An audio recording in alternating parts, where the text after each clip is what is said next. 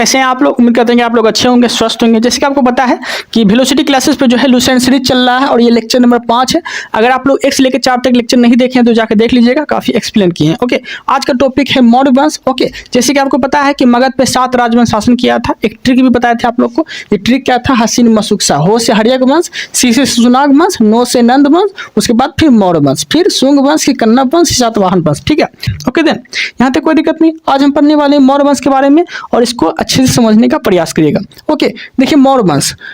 मौर्य वंश की बात बोलेंगे तो मौर्य वंश के संस्थापक जो होते हैं चंद्रगुप्त मौर्य होते हैं। ओके, और चंद्रगुप्त मौर्य के शासनकाल की बात बोलेंगे तो 322 से 298 ईसा पूर्व। 322 से 298 ईसा पूर्व जो होते हैं चंद्रगुप्त मौर्य का ये शासनकाल होता है। ओके, चंद्रगुप्त मौर्य अपनी राजधानी कहाँ बनाता है? तो पाटलिपुत्र। कहाँ बनाते हैं चंद्रगुप्त मौर्य अपनी राजधानी? पाटलिपुत्र बनाते हैं। तो चीज आपको याद रखना है।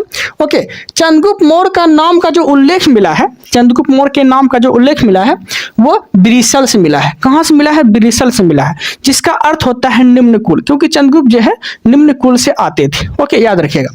अब देखिए, अब ब्रिसल का अगर उल्लेख पूछ लिया, चंद्रगुप्त के नाम का उल्लेख बोलेगा तो ब्रिसल से मिला है। और ब्रिसल का जो उल्लेख मिला है वो किससे मिला है? तो मुद्रा राक्षस से मिला है। किससे मिला है? मुद्रा राक्षस एक पुस्तक है उससे मिला है। ओके, और मुद्रा राक्षस की जो पुस्तक है उसके लेखक कौन है? तो विशाख दत्त है। कौन है? विशाख दत्त है। ओके, यहाँ तक कोई दिक्कत नहीं है। अब समझते हैं आगे। अब देखिए, चंद्रगुप्त मौर्य को सेंड्रोकोटस भी बोला जाता है, ये चीज याद रखिएगा। और कोटस का जो पहचान किया था, यह कौन किया था? तो यह किया था विलियम जोन्स। कौन किए थे? विलियम जोन्स, जो सेंड्रोकोटस का पहचान किया था। ओके, अब देखिए, चंद्रगुप्त मौर्य के दरबार में गुरु रहा करते थे। उस गुरु का क्या नाम था? चाणक्य। क्या नाम था? चाणक्य। और चाणक्य को जो है, क्योंकि चाणक्य की सहायता से चंद्रगुप्त मौर्य राजगद्दी पे बैठा था, तो चाणक्य जो है, चाणक्य को प्रधानमंत्री बना दिए जाते हैं। किसके माध्यम से? चंद्रगुप्त मौर्य के माध्यम से, क्योंकि चंद्रगुप्त मौर्य चाहते थे कि गुरु जो है उसके हमेशा सामने रहे। ओके, इसीलिए चाणक्य को चंद्रगुप्त मौर्य अपने राज का प्रधानमंत्री नियुक्त कर देते हैं। ओके, तो ये चीज आपको याद रखना है। आगे, चाणक्य का बचपन के नाम बोलेंगे। जब बचपन का नाम क्या था? तो विष्णुगुप्त। चाणक्य के बचपन का नाम क्या था? तो विष्णुगुप्त। ओके, याद रखिएगा। इसे कौटिल्य भी कहा जाता है। किसे? चाणक्य को कौटिल्य भी कहा जाता है। अब देखिए, कौटिल्य की एक पुस्तक है, मतलब चाणक्य की एक पुस्तक है। ठीक है, वो पुस्तक का क्या नाम है? अर्थशास्त्र। ये पुस्तक जो है राजनीतिक पे आधारित होते हैं। आपसे क्वेश्चन पूछेगा कि प्राचीन काल में अर्थशास्त्र के लेखक कौन है? तो आप क्या बोलेंगे? चाणक्य। ओके, और आधुनिक अगर बोल दिया, अर्थशास्त्र के लेखक कौन है? Adam Smith. ओके, और एडम स्मिथ की जो बुक है वो है किसके ऊपर आधारित? तो इकोनॉमिक जो आप पढ़ते हैं, बैंक टैंक ये सब जो आते हैं। लेकिन ये जो था पुस्तक, ये जो बुक था अर्थशास्त्र, जो चाणक्य द्वारा लिखा गया था, ये राजनीतिक के ऊपर आधारित था। ठीक है, तो आपसे क्वेश्चन पूछेगा तो आप बता दीजिएगा। तो आधुनिक अर्थशास्त्र बोलेगा तो एडम स्मिथ। ओके, और प्राचीन अर्थशास्त्र अगर बोल दिया तो क्या बोलेंगे? चाणक्य। यहाँ तक कोई दिक्कत नहीं है। और चाणक्य की पुस्तक राजनीतिक पे आधारित थी। आगे देखते हैं, चाणक्य को भारत का मैकियावेली कहा जाता है। चाणक्य को जो है भारत का मैकियावेली कहा जाता है। ठीक है, किसको? चाणक्य को। ओके, अब देखिए, चंद्रगुप्त मौर्य जो है जब राजगद्दी पे बैठता है तो ये क्या कहलाया? ये प्रथम अखिल भारतीय सम्राट कहलाए। ओके, यहाँ तक कोई दिक्कत नहीं है। अब देखिए, चंद्रगुप्त मौर्य जब राजगद्दी पे बैठ गया तो युद्ध तो होगा ही। उसके बाद इससे एक युद्ध करने के लिए आया था। कौन? तो कौन आए थे युद्ध करने के लिए? सेल्यूकस निकेटर आए थे, जो कि किसके राजदूत थे? तो ये जो है सिकंदर का एक राजदूत था, सिकंदर का सेनापति था। कौन? तो सेल्यूकस निकेटर। ओके, तो ये युद्ध जो है सेल्यूकस निकेटर और चंद्रगुप्त मौर्य के बीच जो है ये युद्ध छिड़ जाता है, जिसमें कि सेल्यूकस निकेटर जो है ये हार जाते हैं। कौन हार जाते हैं? सेल्यूकस निकेटर ये हार जाते हैं। सेल्यूकस निकेटर हार जाते हैं, लेकिन चंद्रगुप्त मौर्य को जो है सेल्यूकस निकेटर की पुत्री जो होती है, जिसका नाम रहती है कर्नेलिया, चंद्रगुप्त मौर्य को जो है कर्नेलिया पसंद आ जाती है। ठीक है, उसके बाद जो है सेल्यूकस निकेटर के साथ एक प्रस्ताव रखता है कि हम आपकी बेटी से शादी करना चाहते हैं, कि आप कराना चाहते हैं। सेल्यूकस निकेटर बहुत खुश हुए कि चलो एक राजा आया ऐसे बोल रहा है तो चलो करा देते हैं शादी। उसके बाद जो है चंद्रगुप्त मौर्य का शादी जो है सेल्यूकस निकेटर की पुत्री से हो जाता है। तो क्या नाम रहती है? तो कर्नेलिया से चंद्रगुप्त मौर्य का फिर शादी हो जाता है। तो आपसे क्वेश्चन पूछेगा, प्रथम अंतर्राष्ट्रीय विवाह जो हुआ था, ठीक है, तो ये कौन हुआ था? तो यही कहलाए थे। जब चंद्रगुप्त मौर्य का जब शादी हो गया ना कर्नेलिया से, तो यही जो है प्रथम अंतर्राष्ट्रीय विवाह कहलाए थे, क्योंकि अंतर्राष्ट्रीय संबंध से ये जुड़ा हुआ था। ओके, भारत के बाहर रहते थे सेल्यूकस निकेटर, उसकी पुत्री कर्नेलिया, ये तो भारत के बाहर ही रहती थी ना, तो इसलिए अंतर्राष्ट्रीय विवाह बोलेगा तो चंद्रगुप्त मौर्य किए थे अंतर्राष्ट्रीय विवाह कहलाए थे। ओके, आगे देखते हैं। उसके बाद जब शादी उदी हो जाएगा तो शादी में होता है ना कि दहेज दिया जाता है, तो सेल्यूकस मौर्य को दहेज देता है। ठीक है, क्या देता है, दहेज देता है। और दहेज में जो है काबुल, गंधार, हेरात और मकरान, काबुल, गंधार, हेरात और मकरान जो है ये शहर इसको दे देते हैं दहेज में। किसको, चंद्रगुप्त मौर्य को, क्योंकि चंद्रगुप्त मौर्य जो है ये दामाद हो जाते हैं और सेल्यूकड निकेटर जो है चंद्रगुप्त मौर्य का ससुर हो जाते हैं, याद रखिएगा। तो चंद्रगुप्त मौर्य फिर पूछता है सेल्यूकड निकेटर से कि आप युद्ध करने के लिए क्यों आए थे। तो सेल्यूकड निकेटर बोलता है कि मुझे ना हाथी के लिए हम युद्ध करने के लिए आए थे, मुझे हाथी चाहिए था। तो चंद्रगुप्त मौर्य बोला कि आपको बोलना चाहिए था कि हाथी के लिए हम युद्ध कर रहे हैं, आपको बोलना चाहिए था। तो चंद्रगुप्त मौर्य फिर जो है सेल्यूकड निकेटर को, क्योंकि सेल्यूकड निकेटर तो ससुर बन जाते हैं, तो उसको फिर 500 हाथी जो है उपहार के तौर पे दे देते हैं कि ठीक है आप हाथी जो है यहाँ से ले जाइए। तो 500 हाथी बोलेंगे कि 500 हाथी जो है चंद्रगुप्त मौर्य किसको देते हैं, तो अब क्या बोलेंगे, अपने ससुर सेल्यूकड निकेटर को। ओके, यहाँ तक कोई दिक्कत नहीं है। अब देखते हैं आगे। ओके, अब देखिए तो 500 हाथी जो है सेल्यूकड निकेटर को ये दे देते हैं। ओके, यहाँ तक कोई दिक्कत नहीं है। आगे अब देखिए चंद्रगुप्त मौर्य की मृत्यु, चंद्रगुप्त मौर्य की मृत्यु जो है उसके बाद हो जाती है कब, तो 298 BC में। क्यों, क्योंकि चंद्रगुप्त मौर्य जो है ना अपनी भूख प्यास से जो है संलेखना विधि से ये अपने प्राण त्याग देते हैं। कौन, चंद्रगुप्त मौर्य। तो आपसे क्वेश्चन पूछेगा कि चंद्रगुप्त मौर्य जो है प्राण जो त्यागते हैं ये कितना ईस्वी में, कितना ईसा पूर्व में त्यागते हैं, तो आप क्या बोलेंगे, 298 BC में, मतलब ईसा पूर्व में जो है ये संलेखना विधि से कर्नाटक में जो है ये प्राण त्याग देते हैं। क्या त्याग देते हैं, संलेखना विधि से कर्नाटक में ये प्राण त्याग देते हैं। ओके, तो ये चीज याद रखिएगा, संलेखना विधि से। और संलेखना विधि का अर्थ ये हो गया कि भूख प्यास से। ओके, सर्वन बेड़ गोला में ये प्राण त्याग देते हैं। ओके, यहाँ तक कोई दिक्कत नहीं। अब देखते हैं आगे। आप क्वेश्चन पूछेगा आपसे कि चंद्रगुप्त मौर्य जो है ये किस धर्म को मानते थे, चंद्रगुप्त मौर्य जो है ये किस धर्म को मानते थे, तो आप क्या बोलेंगे, तो ये जो है जैन धर्म को मानते थे। चंद्रगुप्त मौर्य जैन धर्म को मानते थे। तो आपसे क्वेश्चन पूछेगा तो बता दीजिएगा। आगे देखते हैं, चंद्रगुप्त मौर्य को भारत का मुक्तिदाता भी बोला जाता है। चंद्रगुप्त मौर्य को जो है भारत का मुक्तिदाता भी बोला जाता है, ये चीज याद रखिएगा। ओके, जो भी पढ़ा रहे हैं सारा नोट्स आप स्क्रीनशॉट लेके आप नोट्स बना लीजिएगा। ओके, तो चंद्रगुप्त मौर्य को भारत का मुक्तिदाता बोले जाते हैं, ये चीज याद रखिएगा। ओके, यहाँ तक कोई दिक्कत नहीं है। उसके बाद बिंदुसार आते हैं, तो बिंदुसार के बारे में हम पढ़ेंगे, क्योंकि चंद्रगुप्त मौर्य की मृत्यु तो 298 BC में हो जाती है। तो उसके बाद 298 BC के बाद जो है कौन इसका कार्यभार संभालेंगे, कौन राजगद्दी पर बैठेंगे, तो बिंदुसार ही बैठेंगे। तो बिंदुसार के शासनकाल की बात बोलेंगे तो 298 से 273 BC, मतलब ईसा पूर्व। 298 से 273 BC जो है ये बिंदुसार का शासनकाल होता है, जो कि चंद्रगुप्त मौर्य का बेटा होता है। ओके, यहाँ तक कोई दिक्कत नहीं। बिंदुसार की बात बोलेंगे तो बिंदुसार का उपनाम रहता है अमित्रघात। बिंदुसार का उपनाम क्या रहता है, अमित्रघात रहता है। ओके, यहाँ तक कोई दिक्कत नहीं।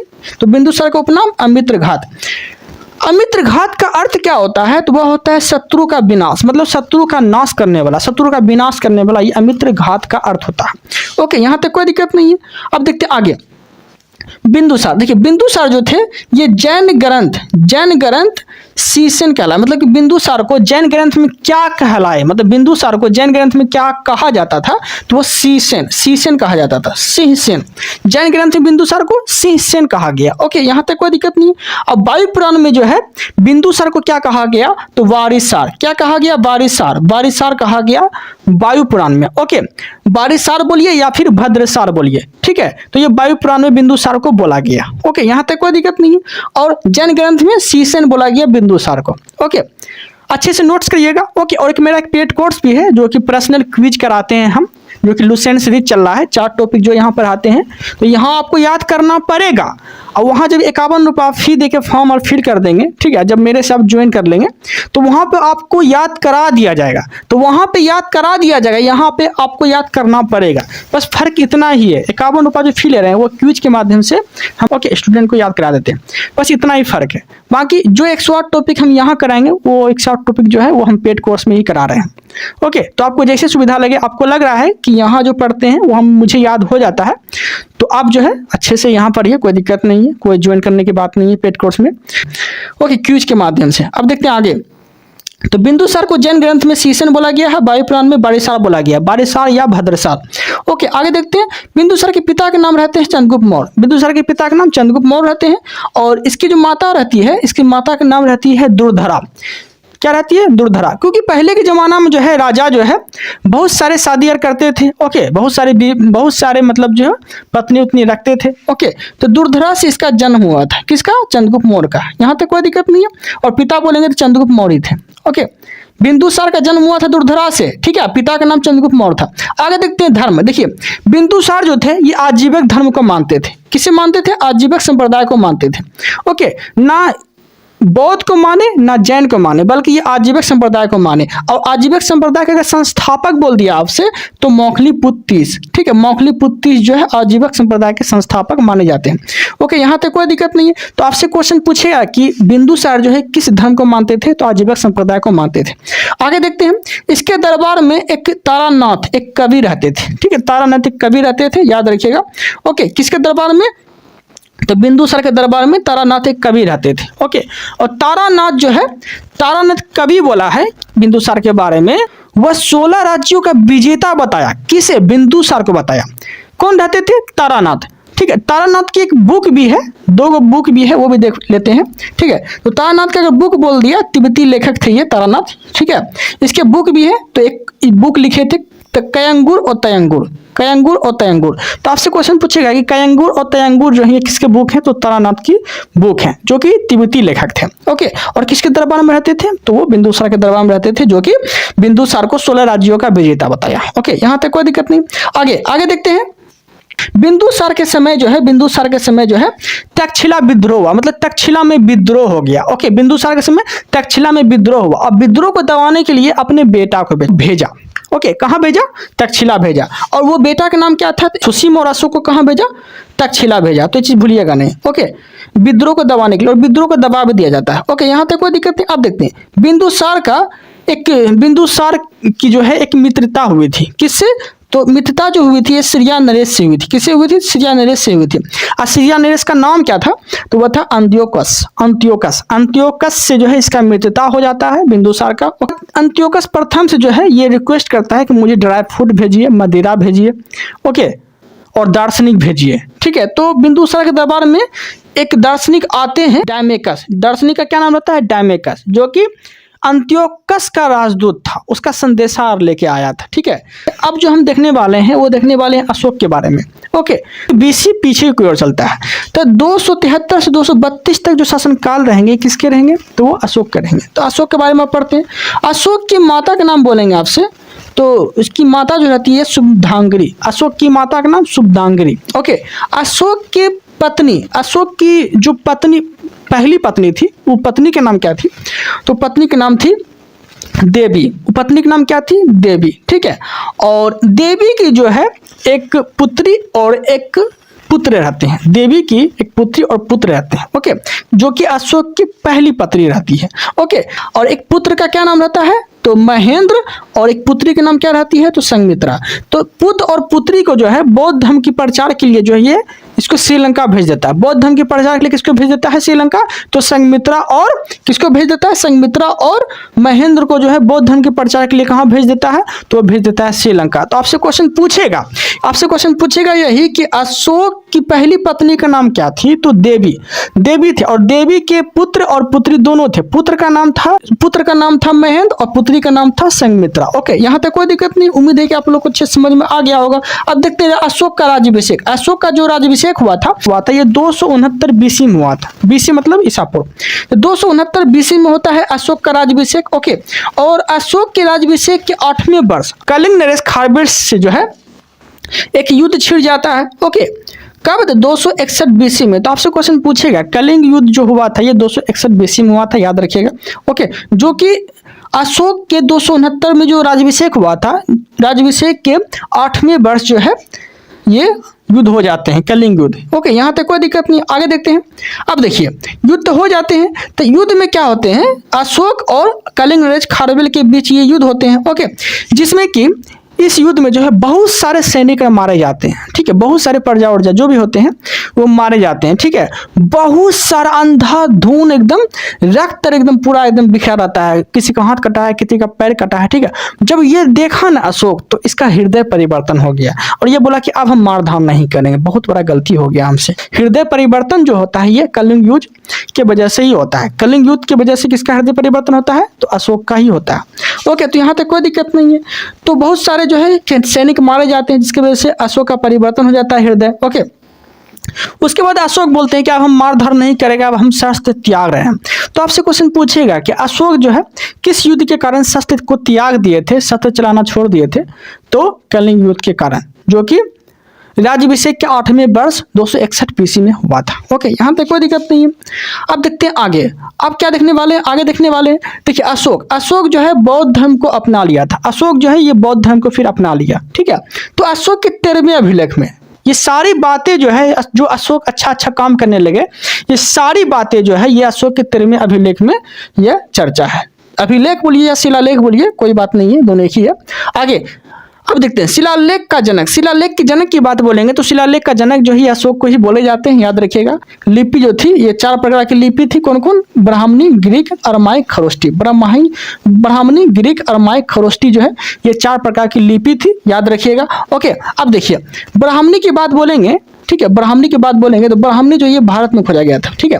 तो ब्राह्मणी कहाँ की थी? ये भारत की लिपि थी। ओके, खरोष्टी कहाँ की थी लिपि? तो पाकिस्तान की लिपि थी। ग्रीक और अरमाइक लिपि जो थी ये कहाँ की थी? ये अफगानिस्तान की लिपि थी। ओके, अब देखते हैं आगे। अब देखिए उसके बाद जो है आपसे क्वेश्चन पूछेगा कि ये शिलालेख जो है, ये शिलालेख की खोज कौन किया था, शिलालेख का परिचय कौन करवाया था? तो टी पेंथरर नाम का एक व्यक्ति था, ठीक है, वैज्ञानिक बोल सकते हैं। तो टी पेंथरर जो है 1750 ईस्वी में जो है ये अशोक की लिपि का खोज किया था, ठीक है। ये लिपि का खोज कौन किया था? तो वही टी पेंथरर ने किया था 1750 में। इसको पढ़ा सबसे पहले कौन? तो वो पढ़े थे जेम्स प्रिसेप। जेम्स प्रिसेप जो है ये चारों लिपि को पढ़ा था। तो आपसे क्वेश्चन पूछेगा जेम्स प्रिसेप जो है ये कब जो है पढ़े थे इसको? तो 1837 में जो है चारों लिपि को पढ़े थे। ओके, यहाँ तक कोई दिक्कत नहीं है। अब देखते हैं अशोक का नामांकन, मतलब कि अशोक का नाम किस में मिलता है, किस में नहीं मिलता है, वो देख लेते हैं। अब देखिए अशोक का नाम, अशोक जो मिला है ये मास्की एवं लघु शिलालेख में मिला है। ओके, यहाँ तक कोई दिक्कत नहीं है। तो अशोक का नाम अशोक मास्की एवं लघु शिलालेख में मिला है। अशोक का नाम देवनाम प्रिय मिलता है किससे? तो पुराण से। किससे मिलता है? देवनाम प्रिय, तो पुराण से मिलता है अशोक का नाम अशोक है। अशोक मौर्य किससे मिला है? तो यह मिला है रुद्रदामन का जूनागढ़ अभिलेख। रुद्रदामन का एक जूनागढ़ अभिलेख है। ओके, इसमें जो है अशोक का नाम अशोक मौर्य मिला है। तो अशोक का नाम अशोक मौर्य बोलेगा तो जूनागढ़ का अभिलेख, ठीक है, रुद्रदामन का जूनागढ़ का अभिलेख। ओके, और अशोक का नाम अशोक बोलेगा तो मास्की एवं लघु शिलालेख, ठीक है। अशोक का नाम देवनाम प्रिय बोलेगा तो पुराण में मिला है। ओके, आगे देखते हैं। अशोक ने श्रीनगर की स्थापना जो की थी, ठीक है, अशोक ने श्रीनगर की स्थापना की है, इसकी जानकारी जो है एक बुक में लिखा गया है, राजतरंगिणी। राजतरंगिणी में जो है कश्मीर के इतिहास के बारे में बताया गया है, जिसमें कि बताया गया है कि अशोक ही जो है श्रीनगर की स्थापना की थी, ठीक है। किस पुस्तक में? तो राजतरंगिणी नामक पुस्तक में, जिसमें कि इसके लेखक कौन है? तो कल्हर, ठीक है। इसके लेखक कौन है राजतरंगिणी के? तो कल्हर है। ओके, कल्हर के द्वारा ही बताया गया था राजतरंगिणी में कि अशोक जो है ये श्रीनगर की स्थापना किया था। ओके, यहाँ तक कोई दिक्कत नहीं। अब देखते हैं आगे। तो यहां तक देख लिया हम। अब हम देखने वाले हैं अशोक का शिलालेख। अशोक का शिलालेख, देखिए अशोक का शिलालेख बोलिए कि अभिलेख बोलिए, फंसिएगा नहीं, दोनों एक ही चीज है, ठीक है। अब देखिए अभिलेख किसे बोलते हैं या फिर शिलालेख किसे बोलते हैं, ठीक है। तो जो पत्थर धातु कठोर सतह पर खुदे हुए खुद के लिखे जाए, ठीक है। शिलालेख किसे बोलेंगे? जो पत्थर को खोद के या फिर कोई भी कठोर चीज को खोद के कोई चीज लिख देते हैं तो वो कहलाते हैं शिलालेख। ओके, याद रखिएगा। अब देखते हैं यहाँ पे, देखिए का अभिलेख जो है 3 भागों में बटा हुआ था, एक शिलालेख, स्तंभलेख, गुहालेख। ओके, शिलालेख को 2 भागों में बांट दिया गया था, बृहद शिलालेख और लघु शिलालेख। ओके, और एक जो है स्तंभलेख को 2 भागों में बांट दिया गया था, एक था बृहद, एक था लघु, एक था बृहद स्तंभ, एक था लघु स्तंभ, ठीक है। यहाँ तक कोई दिक्कत नहीं है। अब देखिए गुहालेख को 3 भागों में बांटा गया था, ठीक है। अब धीरे धीरे जो हम समझने का प्रयास करते हैं। शिलालेख, देखिए शिलालेख एवं या फिर अभिलेख बोल सकते हैं, टोटल 14 गो अभिलेख थे। ओके, जिसमें कि पहला अभिलेख में बोला गया है कि पशु हत्या एवं उत्सव पर रोक, ये अशोक जो है पहला शिलालेख में बोला गया है, दूसरा में बोला है कि समाज संबंधी आपको क्या करना है? समाज संबंधी कार्य करना। ओके, बीमार व्यक्तियों के लिए जो है अस्पताल बनाने की बात कही गई है, ठीक है। बीमार व्यक्तियों के लिए जो है अस्पताल बनाने की बात जो कही गई है शिलालेख, मतलब कि दूसरा शिलालेख में यह बात बोला गया है। चौथा शिलालेख की बात बोलेंगे, चौथा में बोला गया है भैरी घोष की जगह जो है धम्म घोष की चर्चा है। भैरी घोष के स्थान पे धम्म घोष लाया गया। आगे देखते हैं छठा शिलालेख। छठा शिलालेख में बोला गया है कि आत्मनियंत्रण एवं शिक्षा, आत्मनियंत्रण एवं शिक्षा की बात बोली गई है। छठा शिलालेख मतलब छठा अभिलेख में, ठीक है। सातवां और आठवां में एक ही बात बोली गई है, तीर्थ यात्रा के वर्णन, तीर्थ यात्रा का जो वर्णन है सातवां और आठवां शिलालेख में है, याद रखिएगा, कोई दिक्कत नहीं। अब देखते हैं आगे, अब देखते हैं स्तंभ लेख। स्तंभ लेख जो है टोटल 7 गो थे, स्तंभ लेख टोटल 7 गो है, याद रखिएगा। तो एक है प्रयाग स्तंभ लेख, कौन है, एक है प्रयाग स्तंभ लेख, ओके। अब बाद में जो है प्रयाग स्तंभ लेख को जो है ये अकबर द्वारा जो है इलाहाबाद किले में लेकर चला गया था, ठीक है। ये पहले जो है प्रयाग में था, प्रयाग स्तंभ लेख, इसको जो है बाद में अकबर द्वारा इलाहाबाद के किले में ले गया था, तो ये चीज याद रखिएगा। एक था टोपरा स्तंभ लेख, ठीक है। टोपरा स्तंभ लेख जो है ये हरियाणा में था। अब इसको जो है हरियाणा से उठा के जो है दिल्ली ले गया था, कौन, तो दिल्ली सल्तनत में एक था फिरोज शाह तुगलक, ओके। ये FST फिरोज शाह तुगलक के द्वारा दिल्ली ले गया था, ओके, याद रखिएगा। एक है रामपुरवा स्तंभ लेख, रामपुरवा स्तंभ लेख, ठीक है। रामपुरवा स्तंभ लेख जो है ये बिहार में है, याद रखिएगा, ओके। एक है लोरिया नंदन अभिलेख, यह जो है ये भी चंपारण बिहार में ही है, याद रखिएगा, ओके। आगे देखते हैं बृहद स्तंभ लेख, एक है लघु स्तंभ लेख, ठीक है। क्या देखे, एक देखिए बृहद स्तंभ लेख, एक देखे लघु स्तंभ लेख, ओके। यहाँ तक कोई दिक्कत नहीं है, बृहद स्तंभ लेख और लघु स्तंभ लेख, ठीक है। देखिए बृहद स्तंभ लेख की बात बोलेंगे तो शहबाज गढ़ी जो है ये पाकिस्तान में, याद रखिएगा, ओके। मनसेरा अभिलेख कहाँ है, तो पाकिस्तान में है। कालसी अभिलेख कहाँ है, तो उत्तराखंड में है। एरगुडी अभिलेख कहाँ है, तो आंध्र प्रदेश में है। धौली अभिलेख कहाँ है, तो उड़ीसा में है। जौगढ़ अभिलेख कहाँ है, तो उड़ीसा में है। गिरनाल अभिलेख कहाँ है, तो गुजरात में। सोपारा अभिलेख कहाँ है, तो सौराष्ट्र में। सोपारा अभिलेख कहाँ है, तो सौराष्ट्र में है, ओके। अब देखते हैं लघु शिलालेख के बारे में। मास्की शिलालेख कहाँ है, तो कर्नाटक में। मास्की शिलालेख कहाँ है, तो कर्नाटक में, ओके। गुर्जर शिलालेख कहाँ है, तो मध्य प्रदेश में। ब्रह्मगिरी शिलालेख कहाँ है, कर्नाटक में। निठुर शिलालेख कहाँ है, तो कर्नाटक में। भाबरू शिलालेख कहाँ है, तो राजस्थान में। सौर एक कुन्हा शिलालेख कहाँ है, तो राजस्थान में। सहस राम शिलालेख कहाँ है, तो बिहार में। तक्षशिला शिलालेख कहाँ है, तो अफगानिस्तान में। तक्षशिला शिलालेख कहाँ है, तो अफगानिस्तान में, ओके। यहाँ तक कोई दिक्कत नहीं है। अब देखिए अशोक ने सांची स्तूप बनाया था, कहाँ बनाया था, तो MP के भोपाल में बनाया था। लेकिन सांची स्तूप को नष्ट कौन किया था, तो पुष्यमित्र शुंग किए थे। कौन किए थे, पुष्यमित्र शुंग किए थे, ओके। यहाँ तक कोई दिक्कत नहीं है। मौर्य वंश का अंतिम राजा कहलाया था बृहदत्त, मौर्य वंश का अंतिम राजा बृहदत्त कहलाए थे, ओके। और बृहदत्त की हत्या कौन कर देते हैं, पुष्यमित्र शुंग कर देते हैं। और पुष्यमित्र शुंग क्या करते हैं कि मौर्य वंश का जो अंतिम शासक होते हैं बृहदत्त की हत्या कर देते हैं। किसकी कर देते हैं, बृहदत्त की हत्या कर देते हैं। इसकी हत्या कर देने के बाद जो है अपना वंश की स्थापना कर देते हैं, शुंग वंश, ठीक है। यहाँ तक कोई दिक्कत नहीं है। आगे देखते हैं कार्ले चैत्यगढ़ कहाँ है, तो यह है पुणे महाराष्ट्र में। कार्ले चैत्यगढ़ कहाँ है, यह पुणे महाराष्ट्र में, तो ये चीज याद रखिएगा, ओके। नए लोग हैं तो वेलोसिटी क्लासेस को ये सब्सक्राइब कर लीजिएगा ताकि आप लोग के लिए ऐसे ही कंटेंट लाते रहे। आगे देखते हैं मौर्य वंश की मुद्रा प्रणाली, ठीक है, समझते ध्यान से। तो चांदी के सिक्के को क्या बोला जाता था, पन्न या पाद बोला जाता था। चांदी के सिक्के को क्या बोला जाता था, पन्न या पाद बोला जाता था चांदी के सिक्के को, ओके। तांबा के सिक्के को क्या बोला जाता था, मासक। तांबा के सिक्के को बोला जाता था मासक, ओके। आगे कौटिल्य के अनुसार मौर्य काल की सेना देख लेते हैं, ठीक है, समझते ध्यान से। चतुरंगी सेना थी, तो आपसे क्वेश्चन पूछेगा कि किसके शासनकाल में चतुरंगी सेना थी, तो क्या बोलेंगे, मौर्य काल में, ओके। यहाँ तक कोई दिक्कत नहीं है। किसके अनुसार, तो कौटिल्य के अनुसार, ओके। अब देखिए चतुरंगी सेना में शामिल था कौन कौन, तो पैदल सेना और घोड़ा रथ सेना, ठीक है। तो पैदल, हाथी, घोड़ा, रथ। चतुरंगी मतलब क्या हुआ, 4 गो सेना। तो पैदल सेना, हाथी सेना, घोड़ा सेना और रथ सेना। जिसके पास रथ है तो रथ से जाता था, घोड़ा है तो घोड़ा जाता था, ठीक है, हाथी है तो हाथी जाता था, कोई पैदल जा रहा है तो पैदल जा रहा था, ठीक है। तो ये सब चतुरंगी सेना का नाम था, ओके। चतुरंगी सेना इस तरह से थे, ठीक है, पैदल, हाथी, घोड़ा, रथ, ओके। यहाँ तक कोई दिक्कत नहीं। नोट में देखिए कौटिल्य ने राज्यों को 7 तत्वों से मिलकर बनाया था, ठीक है, समझिएगा ध्यान से। कौटिल्य ने राज्यों को 7 तत्वों से मिलकर बनाया था, क्योंकि सारा कार्यभार और जो भी है प्रधानमंत्री तो कौटिल्य थे, चंद्रगुप्त मौर्य के दरबार में थे ना, तो उसके अनुसार ही बनाए थे। अब देखिए समझिए ध्यान से। अब देखिए तो 7 तत्वों से मिलकर बनाया गया था। तो पहला था राजा, फिर आमद, जनपद, दुर्ग, कोष। राजा, आमद, जनपद, दुर्ग, कोष। राजा, आमद, जनपद, दुर्ग, कोष, ठीक है, यहाँ तक कोई दिक्कत नहीं है।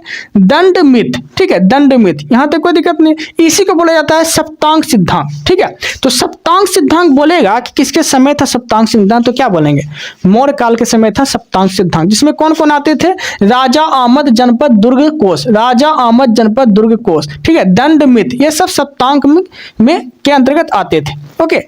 कौटिल्य के अनुसार ये बोला गया था। ठीक है, कौटिल्य के अनुसार जो है, कौटिल्य का ही जो था ये सप्तांग सिद्धांत था, सप्तांग थे इसमें, जिसमें कि राजा, आमद, जनपद, दुर्ग, कोष, दंड, मित ये सब आते थे। ओके, यहाँ तक कोई दिक्कत नहीं। अब देखते हैं मौर्य काल के अनुसार गुप्तचर व्यवस्था। ओके, अब देखिए गुप्तचर में एक दो तरह का गुप्तचर व्यवस्था था, एक था संचार के माध्यम से होता था, एक था संस्था के माध्यम से होता था। संचार के माध्यम से जो है जो होता था, तो गुप्तचर का काम क्या होता था? संदेश लाना। ठीक है, संदेश को इकट्ठा करना। तो संचार मतलब हो गया घूम घूम के, जो घूम घूम के संदेश को इकट्ठा करते थे उसे बोलते थे संचार। और संस्था में जो थे उसका काम था एक जगह रह के जानकारी इकट्ठा करना। ठीक है, संचार में जो थे, क्योंकि मौर्य काल में गुप्तचर व्यवस्था जो था ये दो तरह का था, एक संचार, एक संस्था। ठीक है, संचार का काम था कि घूम घूम के जानकारी इकट्ठा करना, और संस्था का काम था कि एक ही जगह रह के जानकारी इकट्ठा करना। ओके, यहां तक कोई दिक्कत नहीं। अब देखते हैं मेगास्थनीज। मेगास्थनीज के अनुसार जो है भारत को 7 भागों में बांटा। भारत को जो है 7 भागों में बांटा। जैसे कि आपको पता है कि चंद्रगुप्त मौर्य के दरबार में जो है मेगास्थनीज रहा करते थे। ओके, चंद्रगुप्त मौर्य के दरबार में मेगास्थनीज रहा करते थे। अब मेगास्थनीज जो थे ये सेल्यूकड निकेटर का राजदूत था। ओके, यहाँ तक कोई दिक्कत नहीं, क्योंकि सेल्यूकड निकेटर की पुत्री से जब शादी हो गया था चंद्रगुप्त मौर्य का, तो ये भी उसके साथ आए थे वहां पे रहने के लिए। ठीक है, तो देख लिया, तो इसको भारत पसंद आ गया, उसके बाद वहीं दरबार में रहने लगे। तो बहुत सारा बुक भी लिखा, इंडिकार। ठीक है, यहाँ तक कोई दिक्कत नहीं। अब देखते हैं आगे। मेगास्थनीज के अनुसार जो है भारत को 7 भागों में बांटा गया। ओके, आप देखिए, आप समझिए ध्यान से। जैसे कि जो ब्राह्मण की जगह लेते हैं उसे क्या बोला गया? इंडिका पुस्तक में ये सब चीज लिखा है कि जो ब्राह्मण की जगह लेते हैं ना उसे बुद्धिजीवी बोलते हैं। मेगास्थनीज की पुस्तक इंडिका के द्वारा बोला गया। इंडिका पुस्तक में सब की जानकारी है। ओके, बोला गया कि जो ब्राह्मण की जगह लेते हैं वो बुद्धिजीवी होते हैं। ओके, अब देखिए क्षत्रिय को 3 भागों में बांटा गया था। किसको किसको किया गया था वो देख लेते हैं। तो क्षत्रिय में योद्धा, मंत्री, वैश्य को शामिल किया गया था। किसके अनुसार? मेगास्थनीज की पुस्तक इंडिका के अनुसार। ठीक है, तो क्षत्रिय को 3 भागों में बांटा गया था, जिसमें कि शामिल किया गया था योद्धा, मंत्री, वैश्य को। ओके, यहाँ तक कोई दिक्कत नहीं। ये सब जो है जानकारी इंडिका में मिलती है। ओके, अब देखिए शूद्र का उल्लेख नहीं है इंडिका जो बुक है मेगास्थनीज का, इसमें शूद्र का उल्लेख नहीं है। ओके, शूद्र के बारे में नहीं बोला है, वैश्य के बारे में बोला है। और वैश्य के बारे में बोला है कि इसमें जो है शामिल जो होंगे ये कृषक, पशुपालन, कर्मकार। ये सब जो है वैश्य जो होते हैं ये कृषक, पशुपालन, कर्मकार होते हैं। कृषक, पशुपालन और कर्मकार होते हैं, मतलब काम करने वाले होते हैं। अब देखते हैं आगे। देखिए गुप्त वंश के संस्थापक। अब देखने वाले हैं गुप्त वंश के बारे में। ओके, क्या देखने वाले हैं? गुप्त वंश के बारे में जानेंगे। ठीक है, देखिए गुप्त वंश की स्थापना जो किया था ये श्रीगुप्त किया था। कौन किए थे? श्रीगुप्त किए थे। ओके, और श्रीगुप्त की उपाधि की बात बोलेंगे। श्रीगुप्त कौन सी उपाधि धारण किए थे? महाराज आदित्य आदिराज की उपाधि धारण किया था। आपसे क्वेश्चन पूछेगा गुप्त वंश में कौन से ऐसे शासक थे जो महाराज आदिराज की उपाधि धारण किया था? तो वो कौन थे?